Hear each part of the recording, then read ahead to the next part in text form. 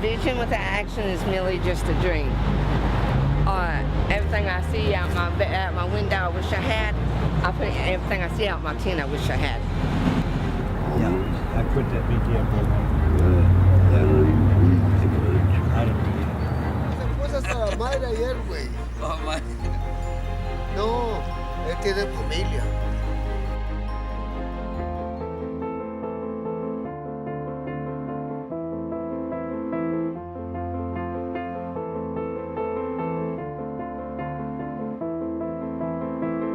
So for every single homeless person, there's a different story and a different situation. And so trying to say that like there's, one solution that's just going to work for every person is ignorant. And, I think if you, like I said, 80% of the people who are homeless are indistinguishable from any other person you'll ever meet. You'll never know they're homeless. You could pass them at the grocery store every single day and have no idea that they're homeless. I lost my parents within 6 months, and the rest of my family within the next 4. I kind of went off the deep end. It's no excuse, it's my fault, and I'm completely honest about it. But I went off the deep end, and I haven't been able to find myself since then. I haven't been able to quite recover.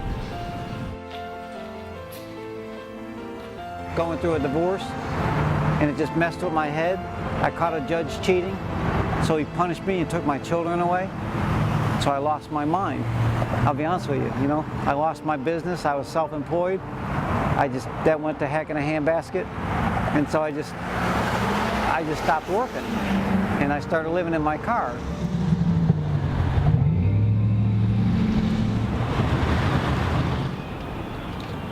Now there are people who are chronically homeless that you might see out in the community who maybe are really struggling with some of those more complex issues of substance abuse and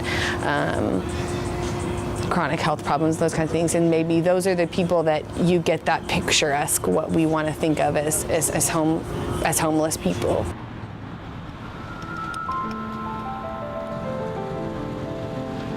Foster care at 13, 3 months pregnant by my stepfather, aged out, turned 18. They gave me $250 in cash and 300 in food stamps and told me to survive. What is it for you that will survive? Food, water, and a place to lay my head. What else does anybody need?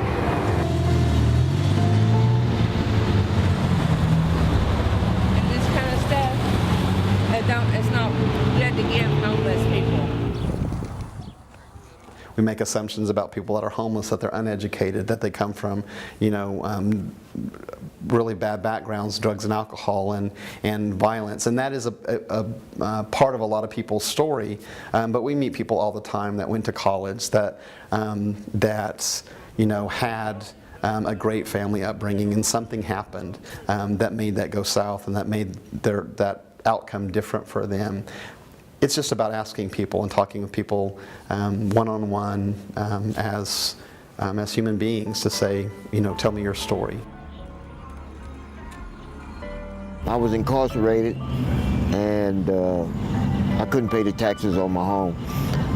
And when I got out, I didn't have no place to stay.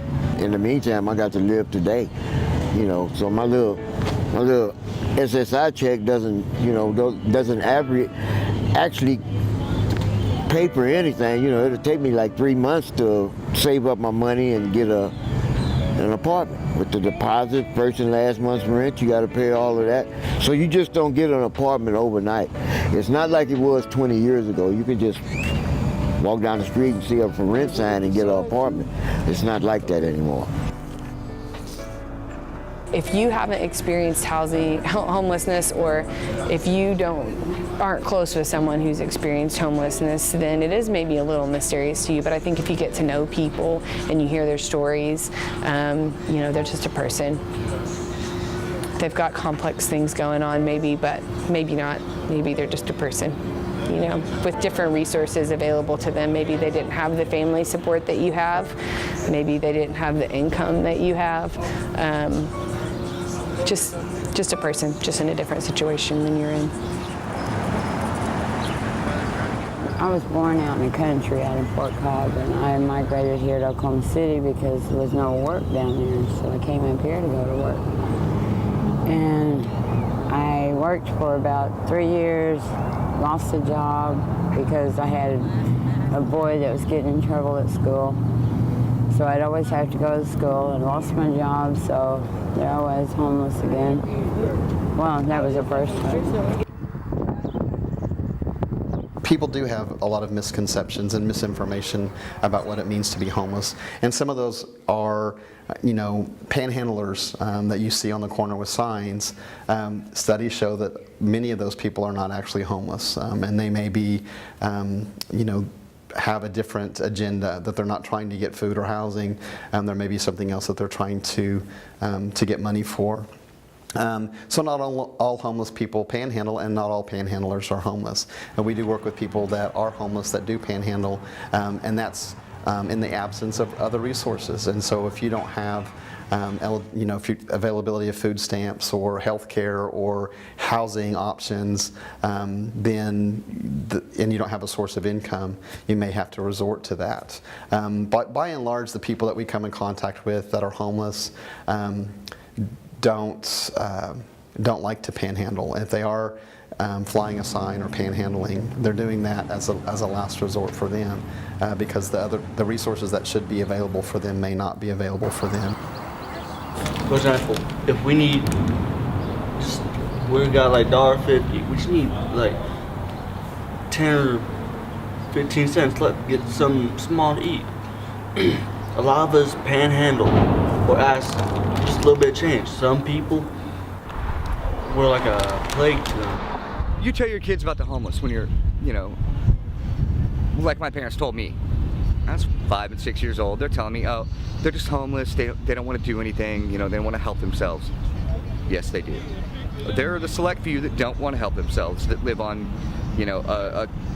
a state check, or just hoping God somebody's going to give them something. But there are a lot of us that want to get out of this situation, that hate to even ask the government, or let alone anyone else, for anything. Yeah, how degrading it is to panhandle for $1, but you're so hungry you need that $1. Most homeless help the homeless. And like a Hummer pull up, I don't expect to be paid by that vehicle. Now somebody pull up in an older Mazda or older Nissan or something, a middle class family will pay me more than somebody in a Hummer or something like that. I've had people pull up in hoopies about to fall apart and hand me a 20 before somebody of a nicer class would even think about helping. The hardest is the days we don't get nothing and we're broke, and we're debating on what store to go in to try to steal a ham or lunch bread or whatever we need to survive. And that's the hardest part about being out here, is thinking about who are we going to have to do wrong that day where we can lay down and have a full belly. It's a survival out there, there's drugs, there's abuse, there's rape, there's muggings, there's stabbings, there's killings, and so when you're in addictive behavior and your mental illness as well, and plus being homeless and being depressed, and all of a sudden you've got elements of the weather. I've never been homeless because I always had a home with my dad, everywhere he went. And I never got into a regular fist fight with my dad. And then about the time I've been drinking and on my medication, and so he kicked me out. I set my bedroom on fire on accident because we didn't have any electricity. And so, so he called and had me taken to the mental hospital to get some medication because I was out of my medication, and then he didn't want me to stay with him no more because once it got to the point to where I was fighting my dad back, for the first time, first or second time, but the second time, then, it went too far. So, now I'm homeless. I hear them that they can't sleep well because they never know if someone's gonna rob them or beat them up for what they have. So a lot of depressed stories that come out of there.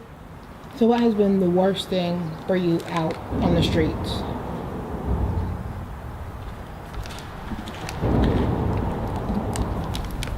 People that are stupid and other people like me, homeless, that don't care anymore and just want to cause trouble. I got a scar right here. Somebody had a problem. He had dragged his girl by the hair 5 or 10 blocks. And my wife told me this was in Houston. I came up to a dude. In Houston, we don't care whatsoever. Bad mouth the woman, you're gonna get laid out. I wasn't raised like this, and being homeless is the first time I've ever been in my life. I'm 66 years old. I couldn't go to prison no more. I'd never get out. I can't work, I'm disabled. I can't just keep on living down here and living like this because this is not my lifestyle. We had a young lady that we worked with that we met her. She was 7 months pregnant. She was engaged in substance abuse. She was smoking meth, living on the streets with her boyfriend in a very abusive relationship. And one of our outreach workers, connected with her and found her and started a conversation with her. And the outcome to her particular story is that she's now in treatment. She's been clean and sober 6 months, been reunited with her children. Outcomes are great. Future looks great for her. But she asked my outreach worker, she said, "How did you learn how to talk to homeless people?" And my outreach worker said, just take off the word homeless. How did I learn to talk to people?